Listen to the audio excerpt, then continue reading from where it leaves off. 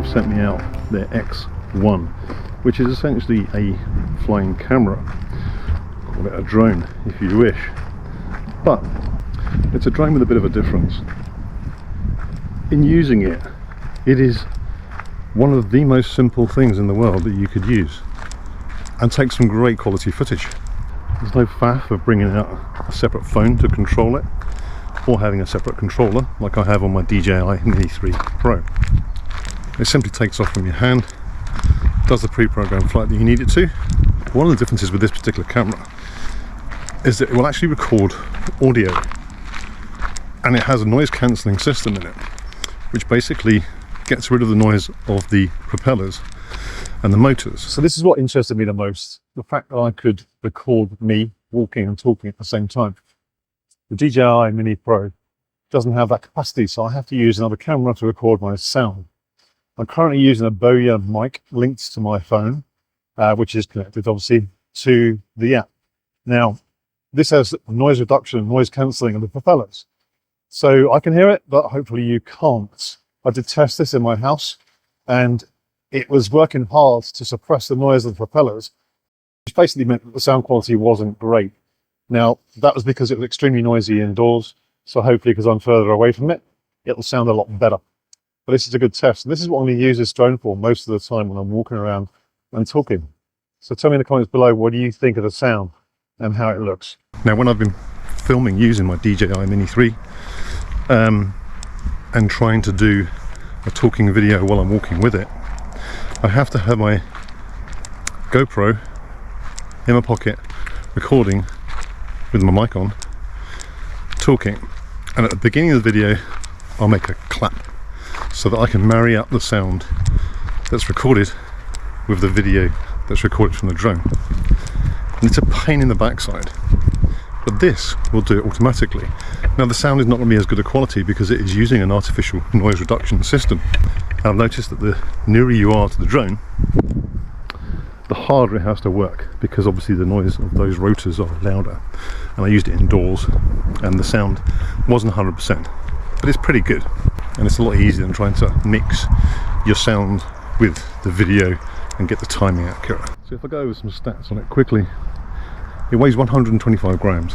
So it doesn't come into the laws and rulings around drone regulations of over 250 grams, same as the DJI Mini 3 Pro. But do check where you live, because there's different laws in different countries. So it only weighs 125 grams.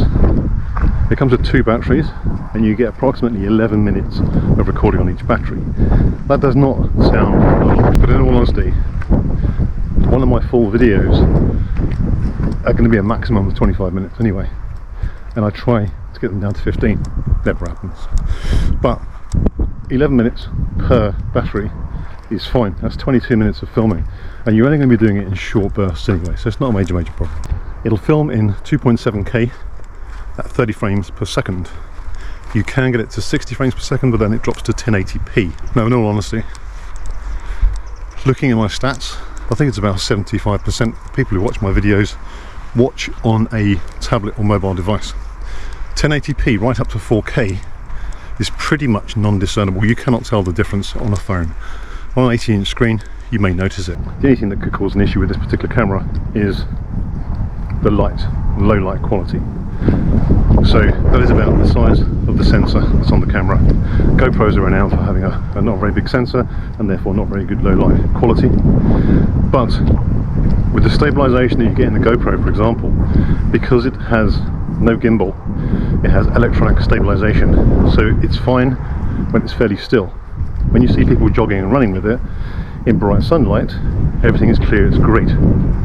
As soon as it starts to get slightly dull, even like today, if I were to run with this camera, there's clouds in the background, you start to get shadows in it, because the artificial stabilization that's within the camera affects the low light quality.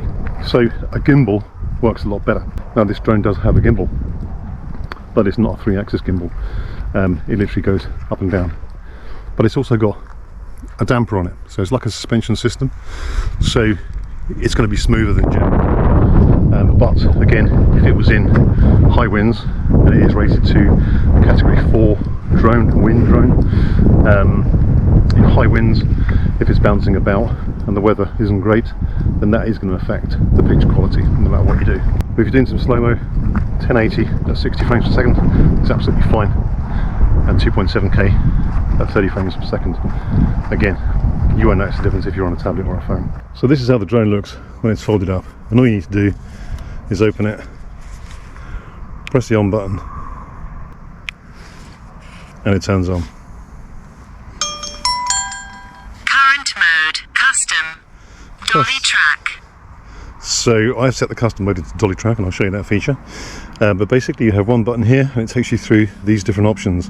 So if you press it, it goes to hover. So that means it will stay still and it will just turn and follow you if you move around, but it won't move from its place.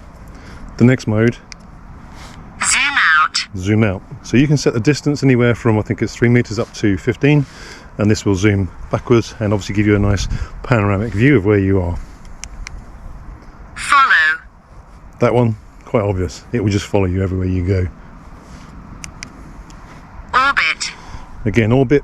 With all of these you can set within the app height, the distance, how wide the drone goes around you. You can set all those settings within the app, or you can also press it and hold it on here and you can change 1.5 meters. You can change orbit. the options. 2.5 meters. Orbit. 4 meters.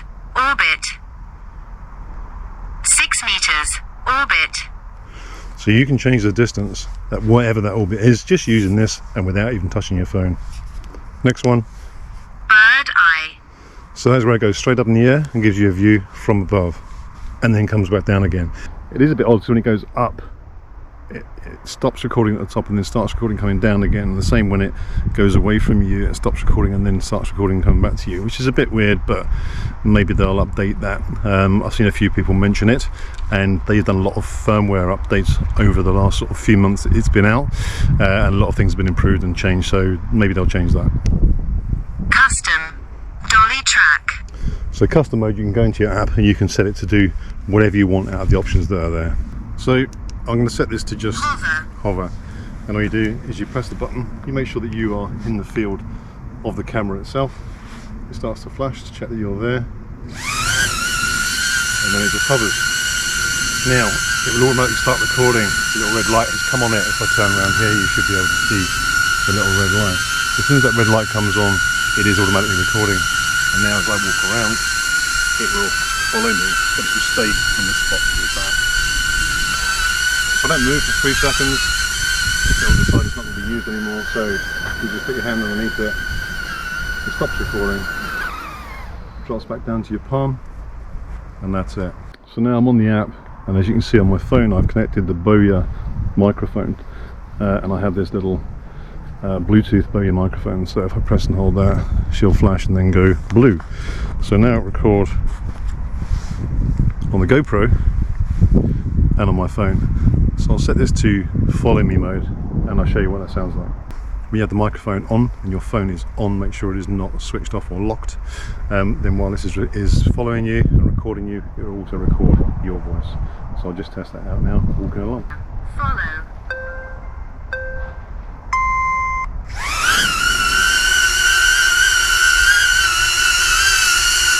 So it's now following me when I'm recording on the Boya mic. It's also recording on the GoPro mic. So I'll flip between the two so you can see what that sounds like. One of the good things about this system is as soon as you stop moving or walking after 3 seconds, it cuts out of the mode that it's in. So if you wanted it to come back to you when it had zoomed away, it will do that after you stand still for 3 seconds. So now I can go underneath it.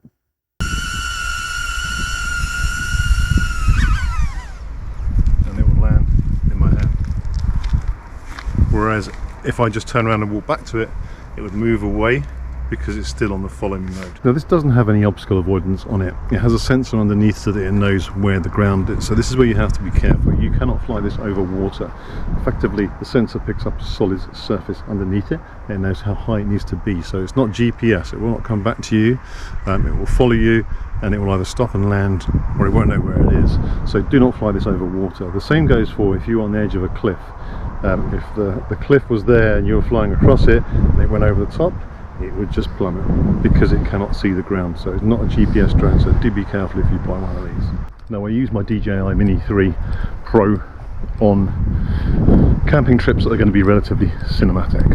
So when I went to Snowdon, obviously great weather, stunning sunshine, and some fantastic shots going across the mountain tops, and that was great. And I've taken it to Dartmoor and a few other places. The problem is, it's a big unit, it's small for a drone, you know, but you need a separate bag for it. So I have like a chest bag which has the drone and it has the controller in it. And then you've got to stop, you've got to turn it on, you've got to set it up, you've got to link it to the controller, wait for it to sort itself out, and then away you go. Now the benefits of it is that you can fly for miles with a drone. You can get some great cinematic footage. The quality of that drone I think is second to none for the price. So don't get me wrong, it is a good drone. But I often find myself not bothering to take it when the weather's not great, or I'm not somewhere that's got cinematic views.